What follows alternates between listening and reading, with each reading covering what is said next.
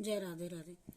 प्रथम अध्याय का महात्म। एक समय पार्वती ने पूछा, हे महादेव जी, किस ज्ञान के बल से आपको संसार के सब लोग शिव कहकर के पूजते हैं?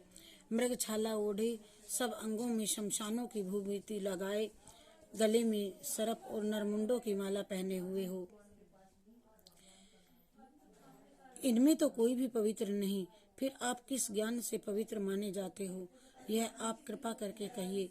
श्री महादेव जी बोले कि हे प्रिय, सुनो, गीता ज्ञान को हृदय में धारण करने से मैं पवित्र माना जाता हूँ और इस ज्ञान से मुझे बाहर के कर्म नहीं व्यापते।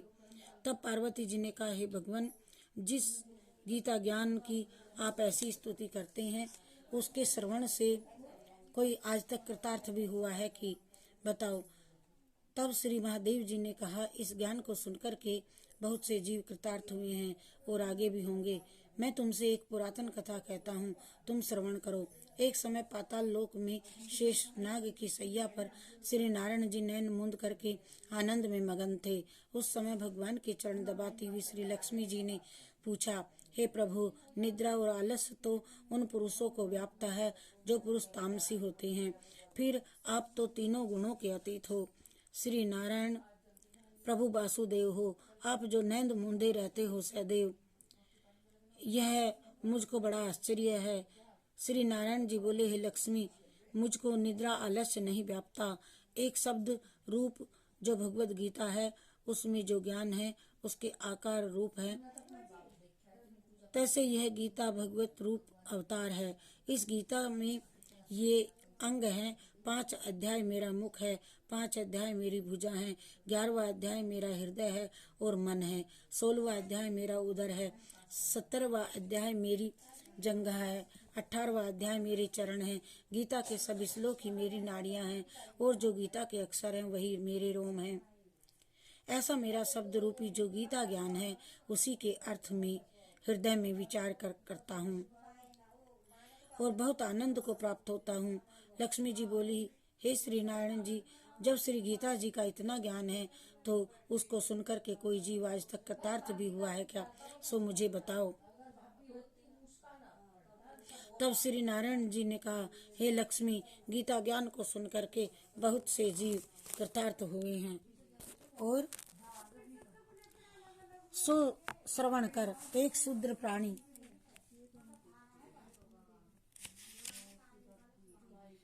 एक शूद्र वर्ण प्राणी था जो चांडालों के कर्म करता था और तेल लवण का व्यापार करता था।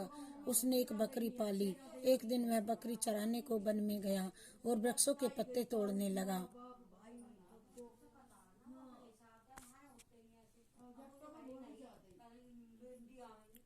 वहाँ उसे एक सर्प ने डस लिया, जिससे वह तुरंत मर गया और मरकर उसने बहुत नरक भोगे और बैल का भी जन्म पाया।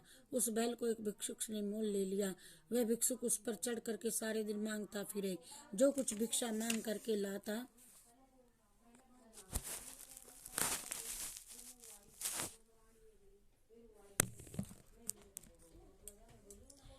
तब कुटुंब के साथ बैठ करके खावे और वह बैल सारी रात द्वार पर बंधा रहे और खाने पीने की भी खबर न लेवे। कुछ थोड़ा सा भूसा उसके आगे डाल देवे।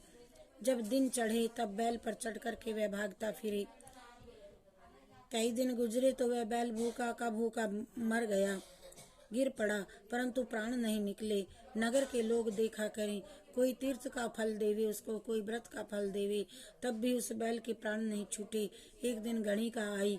उसने लोगों से पूछा, ये कैसी भीड़ लगी है? तो उन्होंने कहा, इसके प्राण नहीं निकलते, अनेक पुण्यों का फल दे रहे हैं तो भी इनकी मुक्ति नहीं होती। तब गणिका ने कहा, मैंने जो कर्म किया है उसका फल मैंने इस बैल के निमित्त दिया है। इतना कहते ही बैल की मुक्ति हो गई। तब बैल ने एक ब्राह्मण के घर में जन्म लिया। पिता ने उसका नाम सुशर्मा रखा। जब वह बड़ा हुआ तो पिता ने इसको विद्यार्थी किया।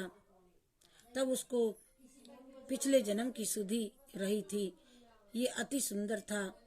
इसने एक दिन मन में विचार किया कि जब गणिका ने बैल की योनि से छुड़ाया था उसका दर्शन करूं। विप्र चलते चलते गणिका के घर गया और कहा, तू मुझे पहचानती है क्या? गणिका ने कहा, नहीं, मैं तुम्हें नहीं पहचानती, तुम कौन हो? मेरी तेरी क्या पहचान है? तू विप्र है और मैं वेश्या।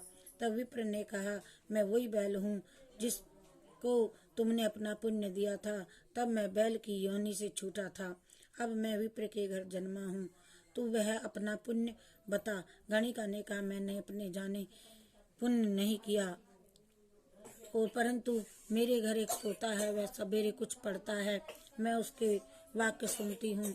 उस पुण्य का फल मैंने तेरे निमित्त दिया था। तब विप्र ने तोते से पूछा कि तू सवेरे क्या पढ़ता है? तोते ने कहा, मैं पिछले जन्म में विप्र का पुत्र था। पिता ने मुझे गीता के पहले अध्याय का पाठ सिखाया था। एक दिन मैंने कहा, मुझको गुरु ने क्या पढ़ाया है? तब गुरुजी ने मुझे श्राप दिया कि तू सुआ हो जा। तब मैं सुआ हुआ। एक दिन फंदक मुझे पकड़ कर ले गया।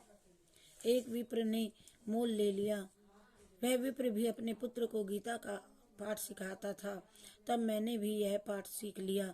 उसी दिन से विप्र के घर में चोर घुस गए और इसको धन तो प्राप्त न हुआ, परंतु वह मेरा पिंजरा उठा कर ले गए। उनकी यह गणिका मित्र थी, वह इसे इसके पास ले आए। सो मैं नित्य प्रातः गीता जी के पहले अध्याय का पाठ करता हूँ, वही ये गणिका सुनती है।